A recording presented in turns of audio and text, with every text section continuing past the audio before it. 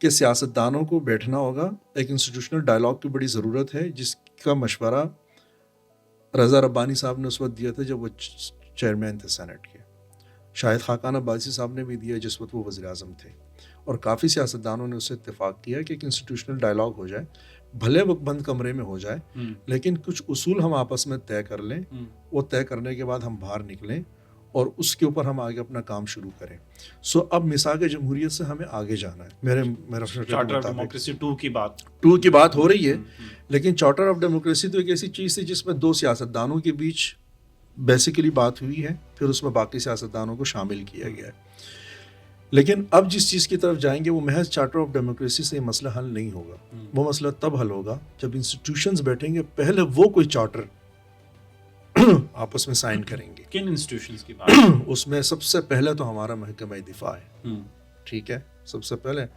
ظاہر سی بات ہے کہ حکومت کا دورانیہ بھی الحمدللہ ان کا زیادہ ہے جی, اور لوگوں کی شکایتیں بھی ان سے زیادہ ہیں. آپ صوبوں میں چلے جائیں, بلوچستان کو ان سے شکایت ہے, گلگت بلتستان کو ان سے ہے, وہ کر تو رہے ہیں, دیکھیں اتنی محنت کر رہے ہیں. ابھی SIFC انہوں نے ریڈ کر رہے ہیں, اس کے علاوہ انہوں نے کہا کہ ہم جو ہے وہ بنائیں گے, ساتھ ساتھ زراعت کو بھی اور بہتر کرنے کی کوشش کر رہے ہیں. اور مطلب کوشش میں یہ کہہ رہا ہوں نا کہ وہ زراعت کو چھوڑ دیں, زراعت کو محکمہ زراعت کے حوالے کریں, خود اپنے محکمے کی طرف جائیں اور محکمہ زراعت کے ساتھ بیٹھ کے یہی تو طے کرنا ہے نا کہ آپ نے زراعت کو دیکھنا ہے, میں نے دفاع کو دیکھنا ہے. ڈیفنس لائن میری ہو گئی, زراعت آپ کی ہو گئی.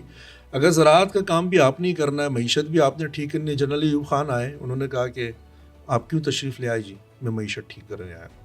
یحییٰ آئے تو آپ کیوں آئے؟ میں معیشت بگڑ گئی اس کو ٹھیک کرنے آؤں. جنرل ضیاء بھی معیشت ٹھیک کرنے آیا تھا, جنرل مشرف بھی معیشت ہی ٹھیک کرنے آیا تھا. پھر جنرل باجوہ صاحب بھی معیشت ہی ٹھیک کرنے لگے. ایک صاحب کو مصر سے بلایا, دوسرے صاحب کو امریکہ سے بلایا, ایک کو وزیر خزانہ, دوسرے کو وہ ہمارے اسٹیٹ بینک کا گورنر بنا دیا, ٹھیک ہے.